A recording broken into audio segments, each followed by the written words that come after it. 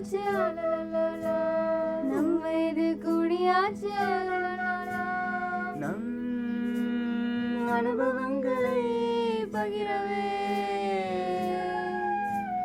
நம் அனுபவங்களை பகிரவே புது உற்சாகம் உண்டாச்சு உற்சாகம் உண்டாச்சு வாருங்கள் கொண்டாடுவோம் வாருங்கள் கொண்டாடுவோம் வாருங்கள் கொண்டாடுவோம் வாருங்கள் கொண்டாடுவோம்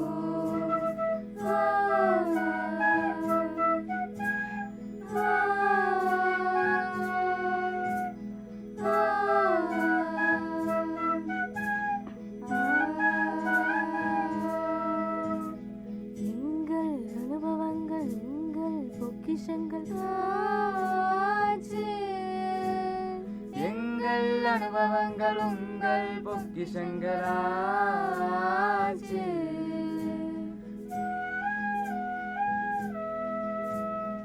எங்கள் அனுபவங்கள் உங்கள் பொக்கிஷங்களாச்சு எங்கள் அனுபவங்கள் உங்கள் பொக்கிஷங்களாச்சு கேளுங்கள் தினம் தினம் இனி சீனியர்ஸின் பேச்சு கேளுங்கள் தினம் தினம் இனி சீனியர்ஸின் பேச்சு வாருங்கள் கொண்டாடுவோம் வாருங்கள் கொண்டாடுவோம் வாருங்கள் கொண்டாடுவோம் வாருங்கள் கொண்டாடுவோம் இது சீனியர்ஸின் காலம் பேசலாம் பகிரலாம் நம் அனுபவம் ஏராளம் வாருங்கள் கொண்டாடுவோம் வாருங்கள் கொண்டாடுவோம் வாருங்கள் கொண்டாடுவோம் வாருங்கள் கொண்டாடுவோம் அறிவியல் ஆரோக்கியம் மற்றும் அன்றாட வாழ்வின் அனைத்து விஷயங்களும் அறிவியல் ஆரோக்கியம் மற்றும் அன்றாட வாழ்வின் அனைத்து விஷயங்களும் மூத்த குடிமக்களுக்கான அனுபவ நிகழ்ச்சியில் வாருங்கள் கொண்டாடுவோம் வாருங்கள் கொண்டாடுவோம் வாருங்கள் கொண்டாடுவோம் வாருங்கள் கொண்டாடுவோம் 90.8 90.8 கேட்டு கொண்டிருப்பது அழகப்பா பல்கலை சமுதாய வானொலி இது காரைக்குடியின் முதல் வானொலி இது காரைக்குடியின் முதல் வானொலி அழகப்பா பல்கலை சமுதாய வானொலி நேயர்களுக்கு வணக்கங்கள். இந்திய அரசின் அறிவியல் தொழில்நுட்பத்துறையின் விக்யான் பிரசார் மற்றும் காரைக்குடி அழகப்பா பல்கலைக்கழகம் இணைந்து வழங்கக்கூடிய அனுபவம் திட்டத்தின் பரவலாக்கமா நம்ம அழகப்பா பல்கலை சமுதாய வானொலியின் மூலம் பல நிகழ்ச்சிகள் ஒளிபரப்பு செய்யப்பட்டன. இந்த நிகழ்ச்சிகளோட பின்னூட்டங்களை நம்ம சமீப காலமாக தொகுத்து வழங்கிக்கிட்டு வரோம். இதில் இன்னைக்கு நம்ம யாருக்கு பின்னூட்டங்கள் வழங்க போகிறோம் பார்த்தீங்கன்னா, வங்கி மேலாண்மை துறையின் பேராசிரியர் அலமேலு அம்மா அவர்கள் பேசிய உரைக்கான ஃபீட்பேக்கை தான் நம்ம இன்னைக்கு தொகுத்து வழங்க போகிறோம். பொதுவாக வங்கி கணக்கு அவங்க எப்படி ஓப்பன் பண்ணணும் அப்படிங்கிறதுல ஆரம்பித்து மூத்த குடிமக்களுக்கான வங்கிகளோட தேவை என்ன அப்படிங்கிற வரைக்கும் நம்ம கிட்ட நிறைய தகவல்களை எடுத்து சொன்னாங்க. பேங்கோட வங்கிகளில் எந்த அளவுக்கு வட்டி விகிதங்கள் கொடுக்குறாங்க அப்படிங்கிற விஷயத்தையும் நம்ம கிட்ட சொன்னாங்க. வங்கிகளில் என்னென்ன மாதிரியான சலுகைகள் இருக்கு அப்படிங்கிறத பற்றியும் நம்ம கிட்ட சொன்னாங்க. மூத்த குடிமக்கள் எந்த அளவுக்கு பாதுகாப்பாக அவங்களோட கணக்கை வச்சுக்கணும், அப்போ என்னென்ன விஷயங்கள் அவங்க பண்ணணும் அப்படிங்கிற விஷயத்தையும் நம்ம கிட்ட சொன்னாங்க. அதே மாதிரி முக்கியமாக கொரோனா காலகட்டத்துக்கு பிறகு டோர் ஸ்டெப் பேங்கிங் அப்படிங்கிற ஒரு விஷயத்தை மூத்த குடிமக்களுக்காகவும் மாற்றுத்திறனாளிகளுக்காகவும் கொண்டு வந்திருக்காங்க அப்படிங்கிற விஷயத்தையும் நம்ம கிட்ட ஷேர் பண்ணாங்க. இதன் மூலமா மக்களுக்கு நிறைய விழிப்புணர்வு செய்திகளையும் அவங்க கொண்டு போய் சேர்க்க முடிந்தது. இந்த நிகழ்ச்சியோட சிறு பகுதியை நம்ம இப்போது கேட்கலாம் வாங்க நேயர்களே. மூத்த குடிமக்கள் சேமிப்பு திட்டம், senior citizen saving scheme. Senior citizen saving ஸ்கீம்ங்கிறது கவர்மெண்ட் ஆஃப் இந்தியாவே ஆஃபர் பண்ற ஸ்கீம். அதனால அந்த சேஃப்டிங்கிற ஆஸ்பெக்ட், பாதுகாப்புங்கிறது அதுல நிறைய இருக்கு. அதோட அந்த வருமானம்ங்கிறதும் ஒரு உத்தரவாதமான ஒரு வருமானம் நமக்கு கிடைக்குது வட்டிங்கிறது மூலம். அந்த வருமானம்ங்கிறது நமக்கு தொடர்ச்சியாகவும் கிடைக்குது.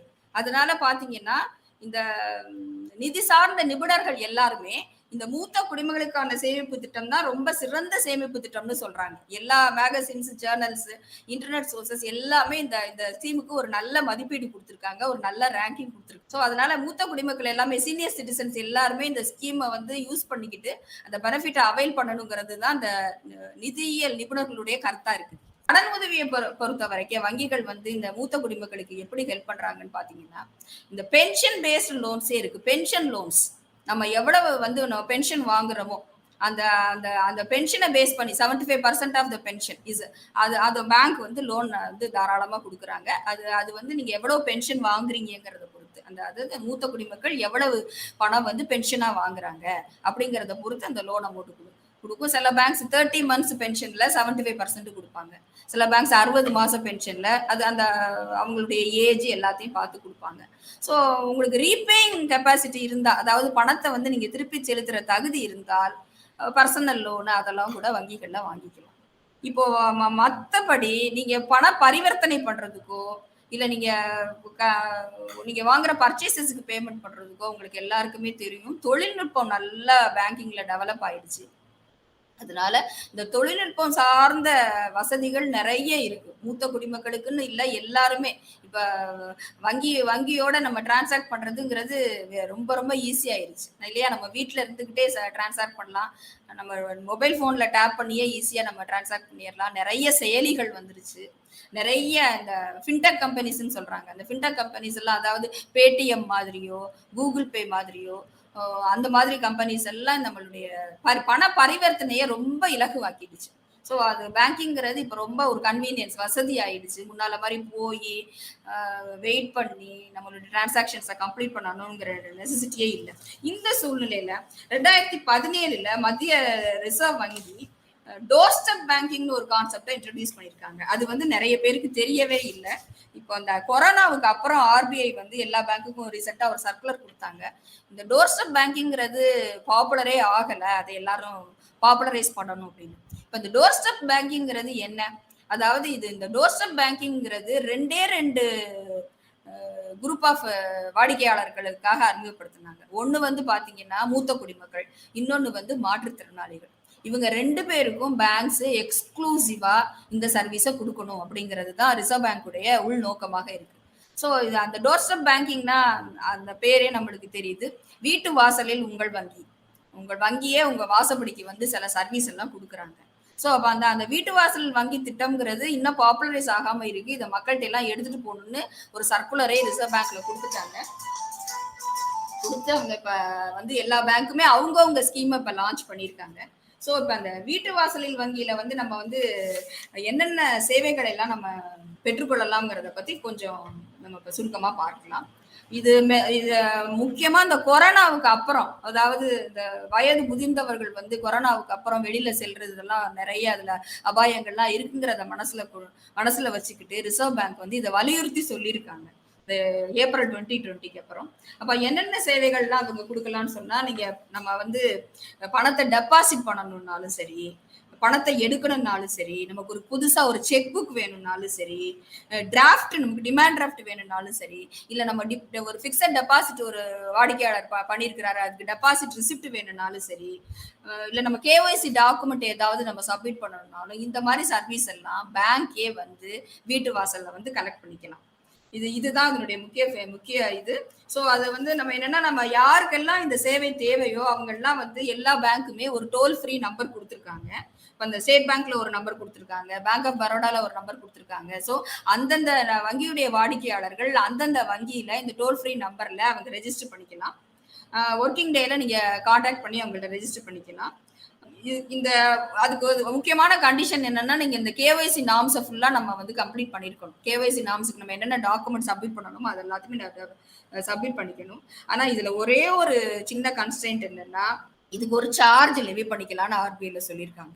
இந்த வீட்டு வாசலில் வங்கி சேவையை பயன்படுத்தணும்னா நீங்க அந்த வாடிக்கையாளர்கிட்டே ஒரு சார்ஜ் வந்து நீங்க கலெக்ட் பண்ணிக்கலாம் அப்படின்னு சொல்லி அப்ப அதுல என்ன சொல்லியிருக்காங்கன்னா, நிதி அல்லாத சேவைகளை பெறணும்னா 60 ரூபாய் பிளஸ் ஜிஎஸ்டி, இப்ப நிதி அடங்கிய சேவைகளை பெறணும்னா ₹100 பிளஸ் ஜிஎஸ்டிங்கிறாங்க. இது ஒவ்வொரு வங்கிக்கும் வேறுபட்டதா இருக்கு.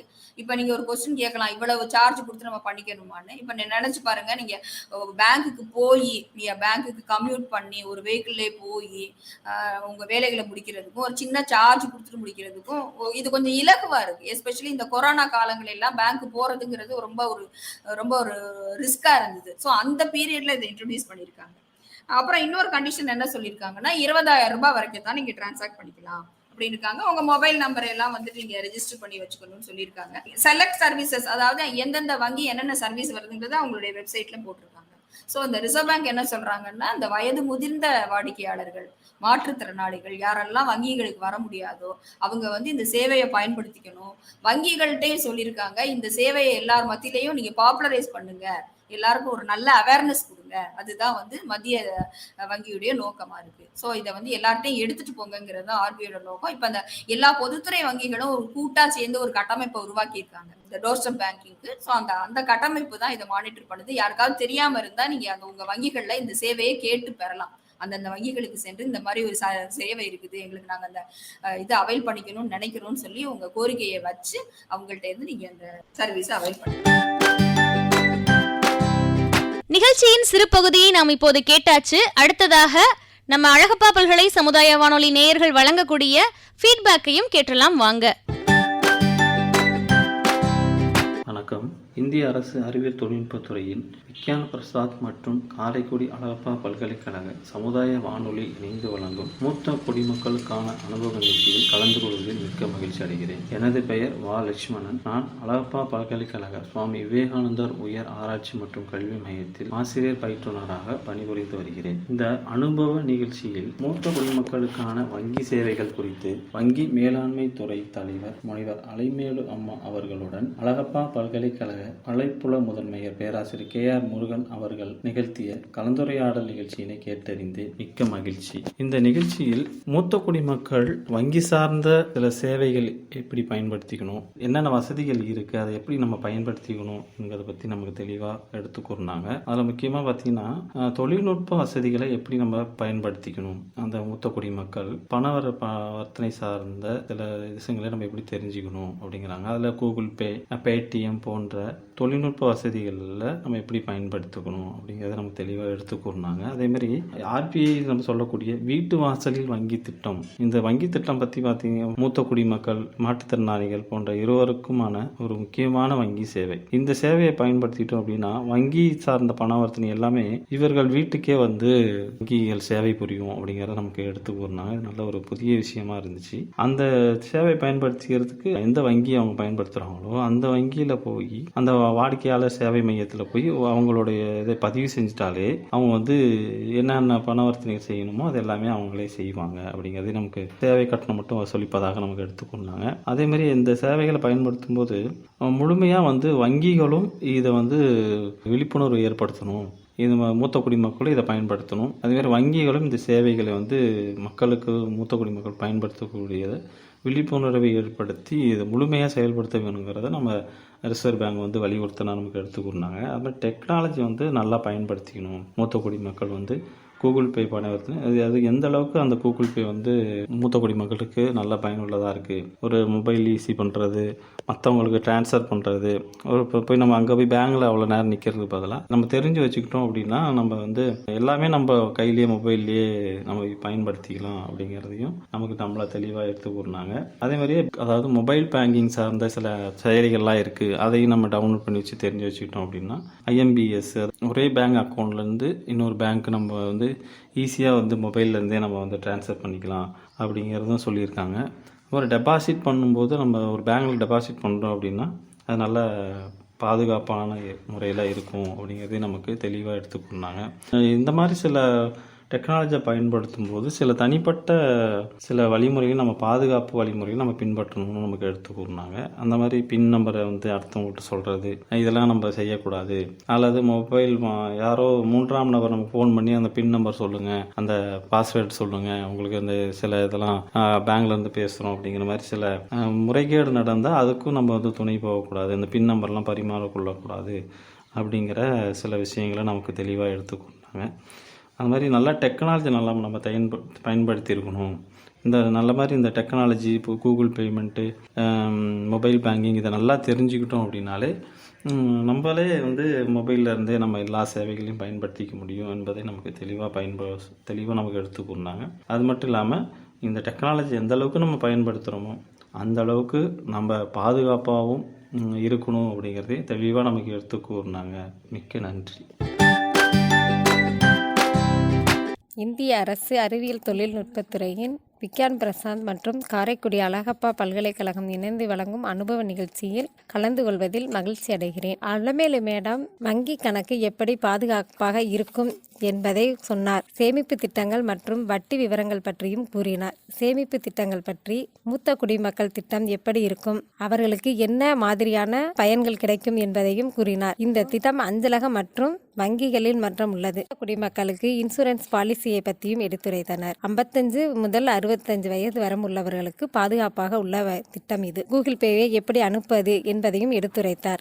மூத்த குடிமக்கள் வீட்டிற்கு அவர்களுக்கு பணம் போடுவதை பற்றியும் எடுப்பதை பற்றியும் வீட்டிற்கு செய்வதை பற்றியும் கூறினார். மாற்றுத்திறனாளிகளுக்கும் அது பயனுள்ளாக இருக்கும் என்று கூறினார். வங்கியிலிருந்து பணம் எடுப்பது மற்றவர்களுக்கு அனுபவம் ரொம்ப இயல்பாக உள்ளது என்பதையும் கூறினார். நன்றி, வணக்கம். நேயர்களோட கருத்துக்கள் மிகவும் அருமையா இருந்தது. கருத்துக்கள் கொடுத்த நேயர்களுக்கு நன்றிகள். மீண்டும் ஒரு நல்ல வாய்ப்பில் உங்களை சந்திக்கும் வரை உங்களிடமிருந்து விடைபெறுவது ஆர்ஜே காமாட்சி.